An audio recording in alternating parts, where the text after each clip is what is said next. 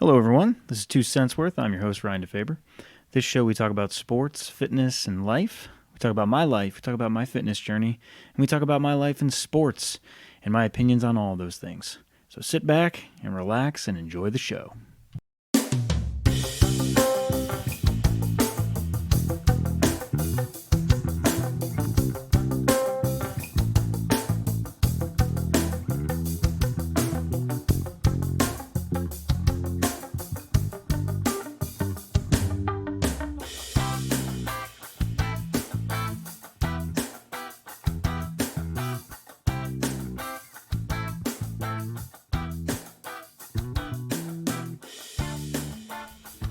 What's going on, people? I'm back. Took a couple weeks off. Busy with stuff. Work, kids in school, Little League, all these things. But it has reached that time of the year that it is golf trip season. Yes, I know. Oh, Ryan, you've already done an episode on planning a golf trip. Yeah, I know. Do I care? No. You don't want to listen to this one? That's fine. You don't have to. But I'm going to talk about planning golf trip, making it a successful golf trip, and now's the time to do it, right? Probably at this point you should have already done it, but you could be planning something for late summer or fall. But usually I like to plan my golf trips anywhere from 8 to 10 months before I go on them, because you can get the best tee times, you can get pretty good pricing the further out you go, and it gives you time to thoroughly plan and thoroughly figure out everything you want in regards to the trip. Where do you want to go? What price are you looking to pay? What type of house do you need? How many guys are you going to have? All of these things. Where are these guys going to come in from? Logistics, all of these things. So it is that time. I have one in 2 weeks. Today is the 28th. Yep, 28th of April. I have one in 2 weeks down at Ocean Isle Beach, North Carolina. It's part of the Grand Strand is what they call it, the Myrtle Beach, southern part of North Carolina, the Myrtle Beach Strand. Arguably the mecca of golf trips in the United States, just because the amount of golf courses that are there, all the different options, different housing opportunities, anything and everything that you could want. So what goes into planning a golf trip? So for me, again, it is what I like to do. And if you're an organized type person, this is going to be the podcast for you. If you're not an organized person, but you want to at least try and organize a golf trip, this is the podcast for you. I'm an organized person. I live off of spreadsheets. I live off of PowerPoints. I do that for my job. I do that for this. I enjoy it. I do it anytime I plan a vacation. I do it anytime I plan an anniversary trip. It might sound ridiculous, but for me, that's just the best way for me to sit there, compare pricing, compare location, compare all the pros and cons of everything that goes into it. So, on my computer, I have in here a folder for every golf trip I have planned and every golf trip I've been a part of. So, what I like to do is separate them by year, by season, right? So, we do two golf trips a year, spring and fall. I don't put on the fall one, I put on the spring one. So, I have all the spring ones. What I like to do first is, the first step in planning a good golf trip is, for me, again, I open up a spreadsheet and I label it. For this one, it's called Spring Golf Trip 2021, Courses, Lodging, and Players. And down on the bottom of the spreadsheet, I have those tabs: Courses, Lodging, and the Players, the people that I potentially have invited, the people that have confirmed. Have they paid for the house? Have they paid for the golf? All this stuff helps you organize. If you are the planner of a golf trip, you need to have all this stuff, because here's one thing I will tell you. Money comes out of your pocket first before it comes out of the pocket of the others. That is just usually what happens in order to get your trip planned properly. And that's not a problem, right? As long as you have a good idea of the players that you're bringing along, and that they will pay you. Make sure you have friends that will pay you. I have friends that pay me every single time. I've never had any issues with it. Stand up, gentlemen. But I go to courses. I go and tell maybe one or two guys on the trip, some of the courses that I'm thinking and I'll get pricing from, and then we kind of decide. That is also another factor that I like to incorporate into a golf trip. Having others' opinions certainly helps, because if you're the only one making the decision, and then you go and invite 12, 16, 20, 24, 30, 40 people, whatever it might be on your golf trip, 8 people, it could be a 4-person golf trip, doesn't matter. If you're the only one that has the decision in it, some of the guys might not want to play that course. Some of those guys might not want to go to that location. So I like to incorporate a couple of people for every trip. And usually those are people that are on my trips every single year, the ones that have been consistently going for the last 8 to 10 years. And what I tell them is, hey, here are some of the courses I'm looking at and some of the locations. So for this past year, I narrowed it down to 3 areas of the North and South Carolina shore: Hilton Head, Myrtle, and then in North Carolina, Ocean Isle Beach area. And then what it was I picked 2 courses from each location. And we talked about that. And then for this one in particular, I have gone directly to the courses in the past. That works if that's what you want to do. I've also now, this is the first time I've done this, I've actually utilized a golf trip planning company. This year it was golfzoo.com. You can go to their website. They book trips all over the country. And actually, I want to say they even go out of the country. Let's pull up their website real quick here. golfzoo.com. Because I want to say they do Mexico, and I know they do Ireland. International golf. Here we go. They do Bermuda, Caribbean, Dominican Republic, Ireland. When they say Caribbean, it's Puerto Rico, because Dominicans in the Caribbean, and so is Jamaica. But Bermuda, Caribbean, Dominican Republic, Ireland, Jamaica, Mexico, Scotland. They say South Africa, but I don't see any courses under South Africa or locations under South Africa. So they might be able to do that too. In the U.S., their top destinations, they list out Alabama, Arizona, California, Florida, Georgia, Maryland, Mississippi, Missouri, Nevada, New Jersey, North Carolina, Oregon, Pennsylvania, South Carolina, Texas, Virginia, Wisconsin. And then they have golf specialists all over the country. Guy I use, his name is Jamie. He's out of Myrtle Beach. Great guy. I've worked with him in the past. He was a GM of another course that we did a golf trip in a couple years ago. So anyways, what I do is I then go and look at the courses that we want. And then I used GolfZoo this time, and I said, hey, here's what I'm looking for. You can fill out a quote online, or because I knew Jamie from before, I reached out to him and I said, hey, here's what I'm looking for. These are the dates I'm looking at.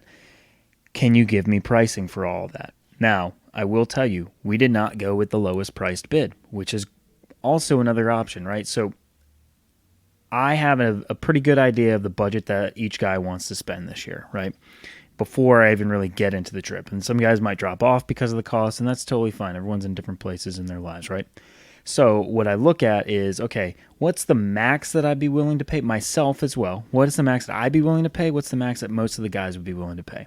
What's the lowest I would be comfortable paying? And I say comfortable paying because you can get low rates, but what does that mean? Is the course not in great condition? Sometimes you do have to worry about why certain courses are priced at a certain price range compared to others, especially in the same area, right? So for example, if you go to Ocean Isle Beach or Sunset Beach, which is North Carolina, and there's more than a handful of golf courses there. If I get a quote to play 4 rounds at one course and it's $400, and I get a quote to play 4 rounds at another course and it's $150, I'm going to be a little concerned on why the $150 is priced at what it is. What's the condition of the course? And so where I go from there is, one, I ask, and in this case, I ask GolfZoo, hey, what do you know about these courses? Because they talk to these GMs, they talk to the courses every single, I don't want to say day, but that's their job, right? Is to know these courses that they're planning, because again, they're regionalized. They specialize in certain areas, right? So Jamie specializes in the Myrtle Beach area. So for him, he knows those courses. He knows those GMs. And I trust his opinion on, hey, I see two prices here. Yes, one's 400, one's 150. Again, these are just made up prices. But why is that one 150? What's going on in the course?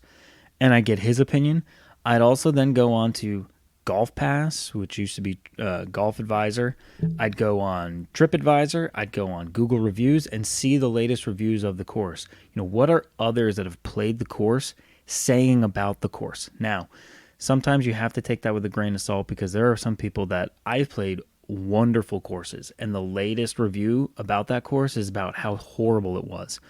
And I've gone out a week later to that same course and it was fantastic. Or I've gone out a week before that person and it was in fantastic shape. And golf courses just don't go into crap shape over a week, right? So sometimes you just have to take it with a grain of salt. But somebody like Jamie, an expert in the field, is someone that I definitely would take advice from. So, that's what I say when, if you get a low price compared to what everything else you're seeing, you have to wonder what type of course conditions am I going to play. And if that doesn't matter to you and you're just looking to get out of your house and go on a trip, then yeah, certainly go with that. This trip though, we went with a little higher priced, a little higher end golf course for the fact that the last couple of years we went with that middle of the range, maybe lower price or lower range of the pricing that I've gotten courses. And they've been good, but not great. Good condition, not great. And it has to also do with the time of year, right? And if you're in the South, Bermuda grass, it grows in hot weather. And if you didn't have a hot spring, sometimes it does take a little while to get into shape. And the courses might be in incredible shape June and July timeframe compared to early May, which is when we go. So, you have to have that planned and know that, I know for my home course here, our Bermuda is still, there's some parts of the course that are still dormant, right? And we're waiting for this warm streak. And this week we're going to see it, right? It's going to get in the high 80s here in Charlotte. And so it's certainly going to make that golf course over the next week or two really pop and get green and get rid of anything that was dormant still. So I know that from experience because I live it every day. I drive by that golf course every single day. I play that golf course as much as I possibly can because I'm a member there. And we see that. So, you do have to understand what type of time frame you're going. And, most of the courses here in North and South Carolina are going to be Bermuda courses, especially in the summertime. So, you have to make sure, and late springtime, you have to make sure, what is the expectation in regards to the course conditions. So this year we chose a more higher end golf course. And we knew with that there was going to be a higher range price. And at the same time, I need to also make sure outside of the courses, I have to also make sure that a house that I find is suitable for the amount of people that I am inviting to go on this trip, right? So you can work with local real estate agencies that are down there, property management agencies that are at that location. You can do condos. You can even use GolfZoo. GolfZoo does, I feel like I'm making an ad for them, but I'm on their site and I know what they can provide. They also provide housing. Now, most of it is condos, and that's okay. A lot of people do enjoy just going to a condo or even a hotel if they need to. But for us, we like a house. So I usually go with Airbnb, VRBO, or an actual property management company. Again, give them the dates, give them the size house that I need, and the things that I'm looking for, and then they narrow it down for me, and then we look at it price-wise. So, this year's house, I got a house that is a 13-bedroom house. 13-bedroom house. A 7-bedroom house that has 13 beds, right? So if I'm bringing 12 guys, including myself, so now everyone has a bed, and there's 6.5 bathrooms. So it's a good size house. I know what the budget is going to be. I don't really try and exceed that from a housing perspective because I know that we're spending a little more on the golf course this time. But again, have an idea of what you're willing to spend, right? Is your golf trip going to be, all right, for example, my golf trip this year, I wanted to house and courses, or house and course, depending on if you're going to play 1 or 2 or 3 or 4 courses, whatever it is, house and golf pricing to be between $500 and $700 for the trip. That was it. Yours can be way more. Yours can be 1,000. Yours can be 1,500. It depends on what type of group you're bringing and what the expectations are. Again, we're there to go on a golf trip, but a lot of it is more so around just the fellowship and hanging out with our friends. That's the biggest thing about all of it, right?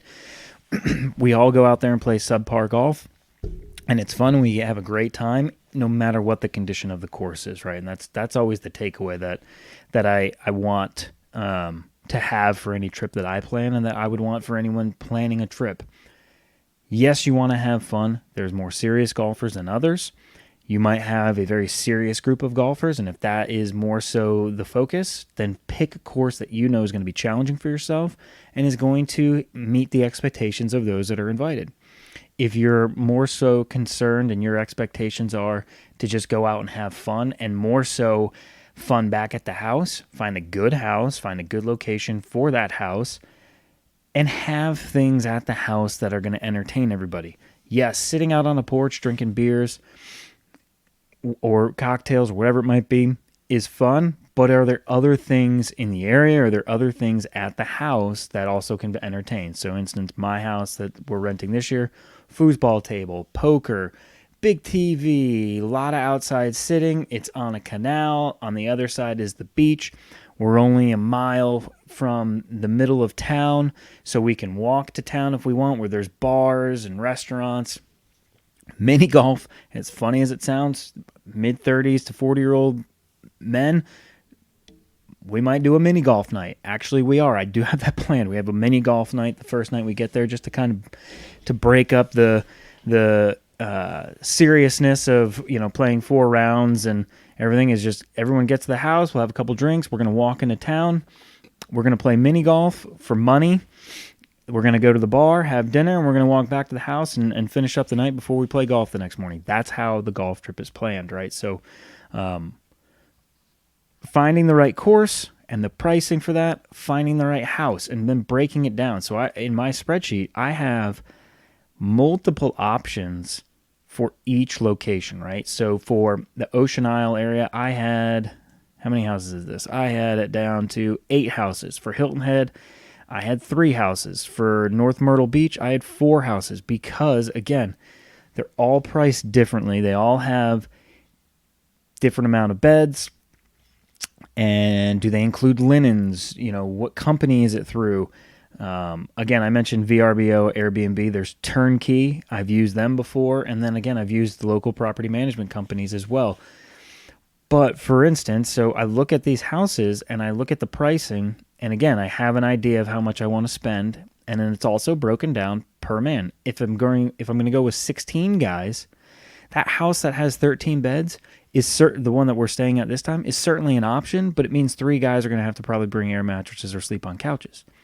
So do I find a house that has 15 beds and only 1 guy has to sleep on an air mattress? Or do I try and book 2 houses that have 8 beds each?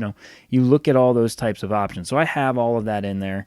I have that for the locations. So you break that down too, because you might go and request a house and it might not be available, right? Or I've had it before to where it shows available, I request, owner comes back and says, hey, sorry, actually those dates are gone. We just haven't updated it, right? So you have to give yourself options, just like you do for the courses, right? Find multiple courses, narrow it down. Again, I chose 6 between 3 locations, 2 at each location. So it gives me a good idea of pricing and quality of each course. And then I break it down to 3, and then I break it down to 2, and then we get the opinions of a couple other guys of, hey, which one do you want to play?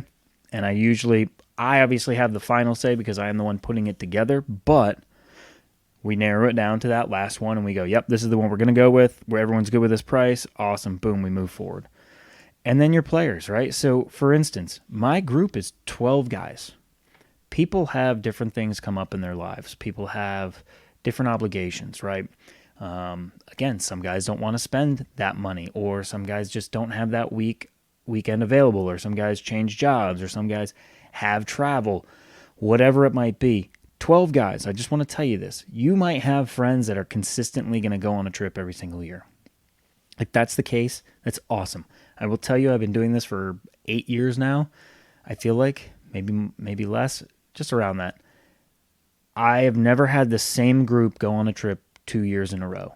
And again, it's because different obligations, different things pop up. But I still keep all those guys on the list. So if I look at my list right now, 12 guys, I have a 12-man trip. I have 30 people listed out that I potentially am going to ask. Yes, they're tiered out because some of the guys haven't gone on a trip in a couple years, but they're still invited if guys can't commit or drop off.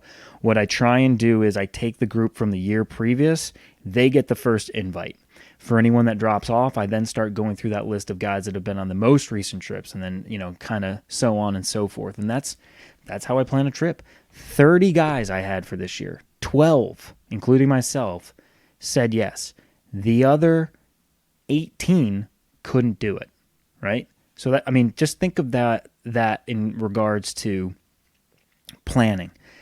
Again, getting 12 guys, 16 guys, X amount of guys to commit to a certain date year over year can be very difficult just with everything that's going on in life. So that's that. So that's the initial part. Now comes the fun part, right? So now I've picked the course. I've now got the guys, which by the way, the guys fluctuate even throughout my planning, right? I've picked the course. Now I send out the text to 12 guys. Then it's, okay, he's not going to come. He's not going to come. All right, so I'm adding this other person in, adding this person in. And I'm telling you this right now. It can even go all the way up to a week or two before your trip that you're still trying to find one or two guys. And that happened on this trip, right? We had 12 guys. Unfortunately, somebody had to decommit a couple weeks prior. Not a big deal. Like I said, things come up. We worked on a couple other guys. We went back to some that said no originally, and one was actually able to work out his schedule and everything, and he's joining the trip, right? So back to 12, 2 weeks before the trip. This person committed 2 days ago. 2 weeks before the trip, 2.5 weeks before the trip, really, committed to coming on the trip again. So back to 12 guys. Again, I'm just giving you my experience in this.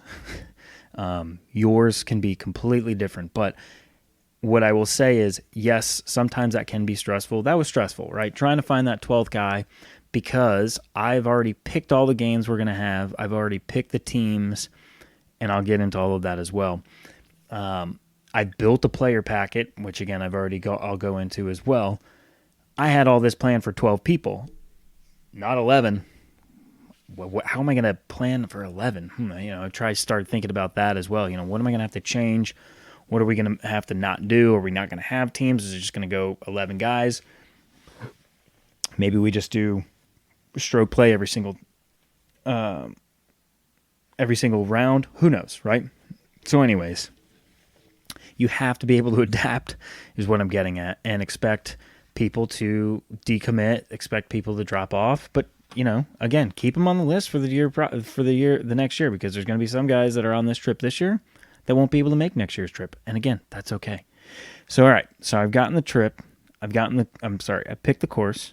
I've got the guys, majority of them.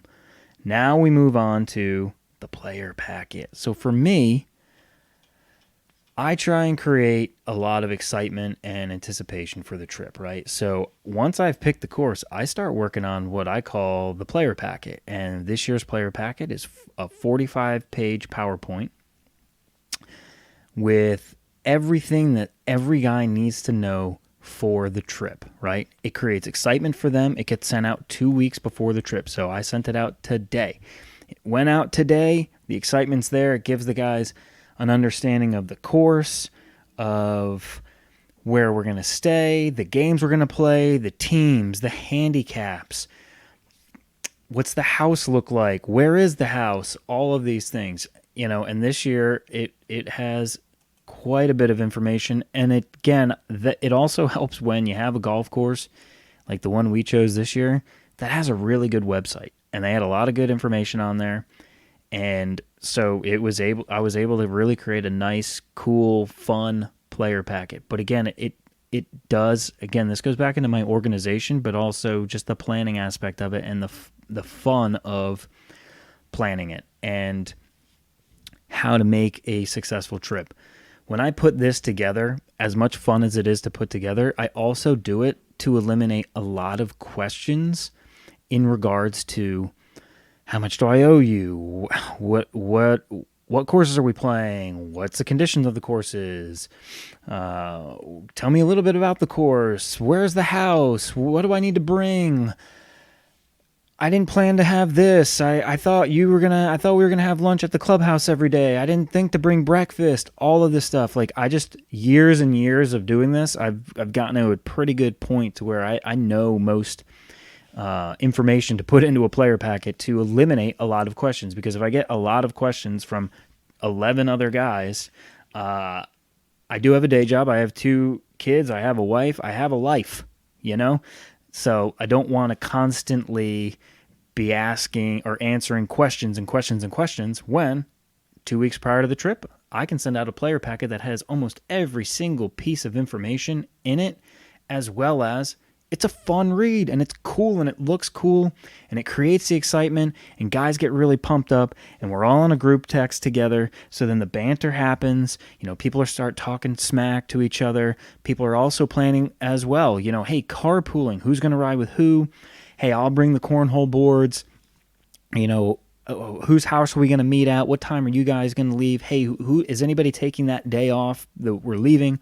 Are you taking a half day? Does anybody want to play 9 holes? So all this stuff starts to come together, right? So in this, my first page is obviously the player packet opening page, and the second page is the agenda.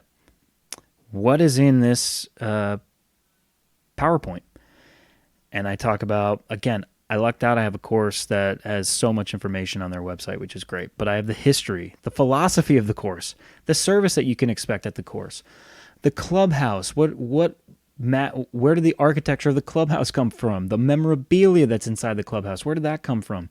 The courses that we're going to play. So this course that we're playing is 3 9-hole courses. So each course has its own different design. Who is the architect of the course? When was it built? What's the yardage of it? Does it rank anywhere in the country or the state?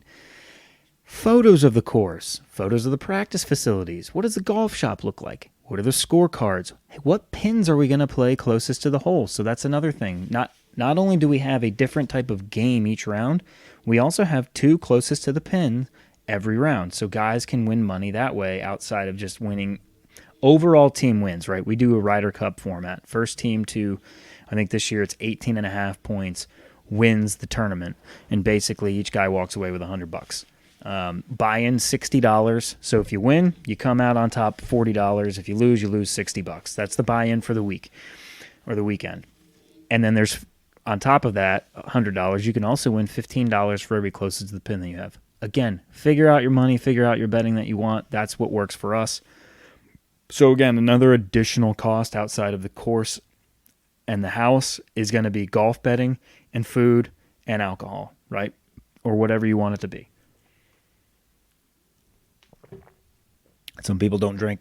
It can just be drinks, whatever, water. I don't know. If you want like a lot of bottled water. So anyways, we have the closest to the pins, the scorecards for every course. What's the payment look like? Who are the players? What are the teams? And what are their handicaps? The tee times that we have locked in and at what course.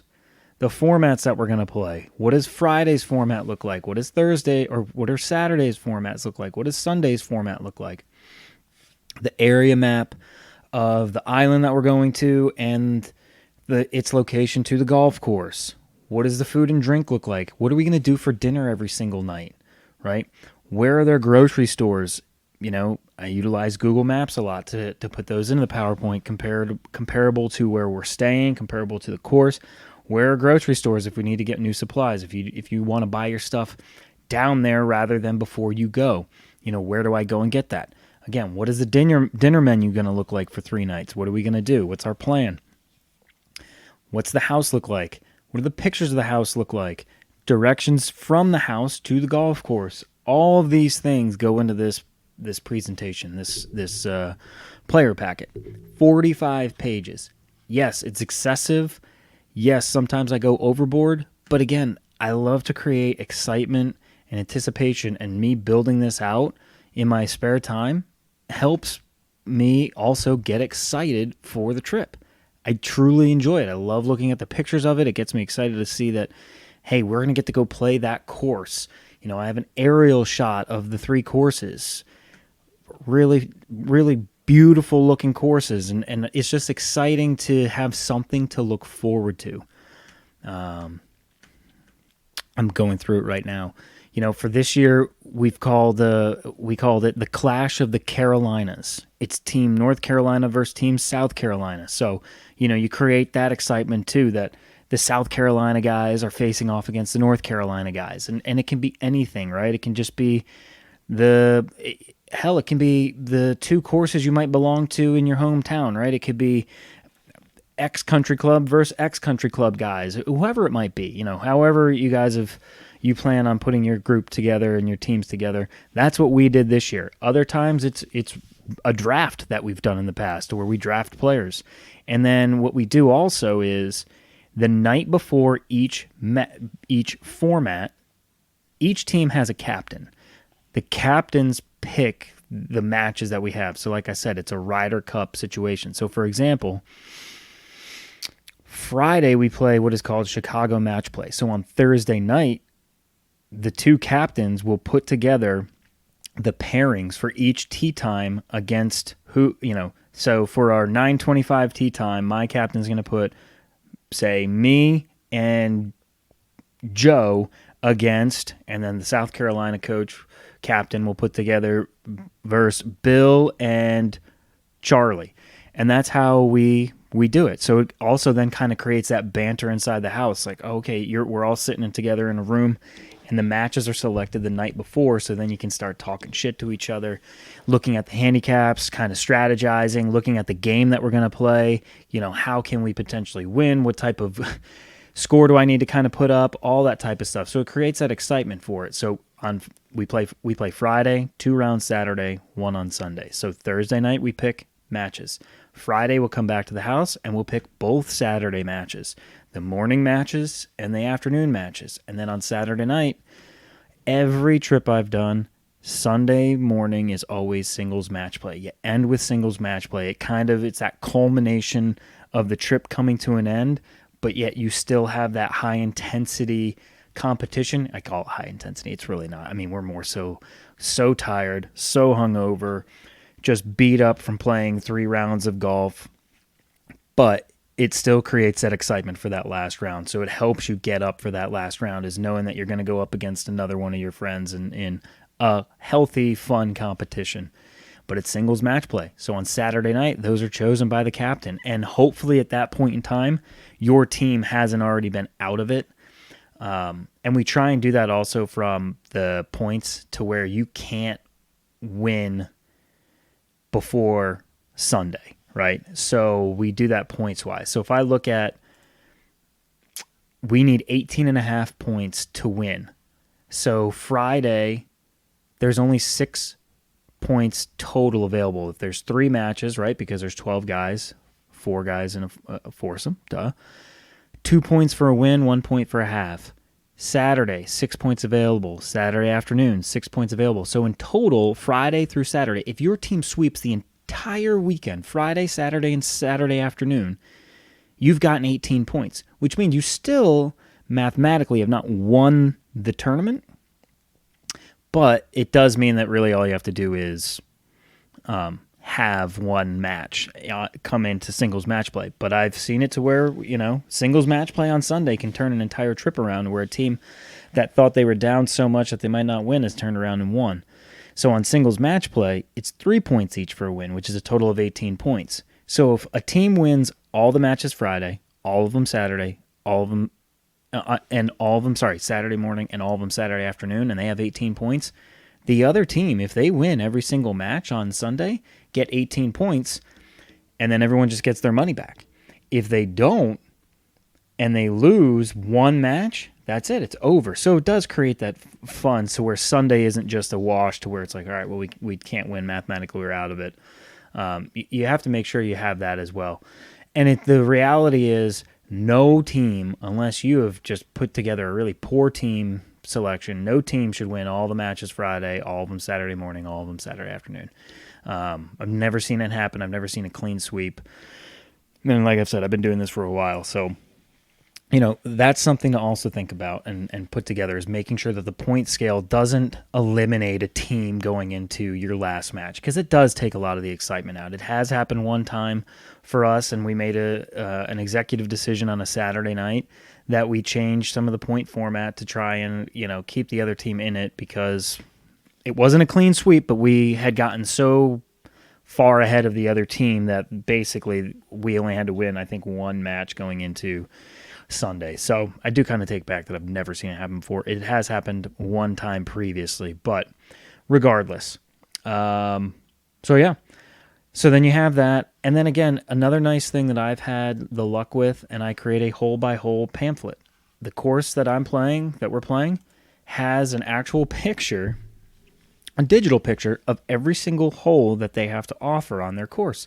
So I pull those pictures off and I put together another PowerPoint, about a 27-page PowerPoint, and it has every single hole on every single course, the distance, what the hole looks like. And so guys can kind of visualize from a digital picture, it's not a real picture, but from digital picture, what the course is going to look like that they're going to face.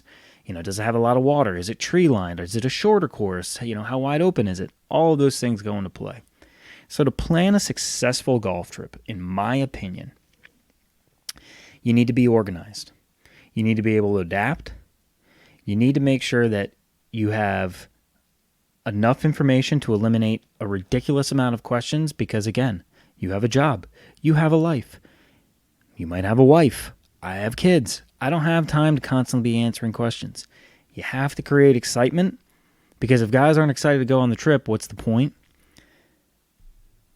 Make sure you create stuff that's fun.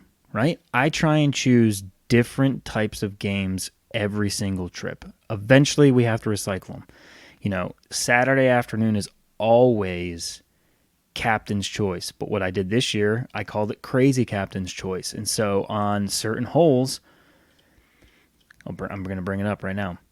Saturday afternoon, I call it the two-man crazy scramble match play. On hole number 2 is a one-club challenge. Each player on each team gets to pick one club to use the entire hole. Once you get to the green, you can use your putter. If you hit into a greenside bunker, you can choose to hit it out, or you can get a free throw. So again, if I use a 4-iron, the last thing I want to try and do is try and hit a 4-iron out of a greenside bunker, so I can choose to pick it up and throw it. That's the rule, right? Everyone has the same rules. On the 7th hole, Happy Gilmore tee shot and putting. Each player must attempt the Happy Gilmore tee shot. If you miss, it's a one-stroke penalty, and you can do your normal swing afterward. Each player must putt like Happy Gilmore, meaning you hold the putter like a hockey stick. Modified alternate shot on the first 3 holes of the back 9. Each player tees off, pick the best tee shot, then whoever ball you choose, the other player starts the alternate shot. And then opponent's revenge on the second par 5 of the back 9. So you got to pick your club on the one-hole club challenge. Now your opponent gets to your opponent gets to pick the club you use off the tee, and it can be any club other than a putter. So it's a par 5. So your opponent can pick a 60-degree wedge that you have to hit off the tee. So you might walk up to a 500-yard par 5, and you have to hit a 60-degree that might go 90 yards. After the tee shot, with the selected club, the player then can use any of his clubs needed for the rest of the hole. So basically, they can screw you by giving you a 60-degree. I can't imagine anybody is going to pick anything other than a 60-degree. It's a par 5. Like, I would never pick a driver unless you've seen the guy spray driver all day long or never take driver out.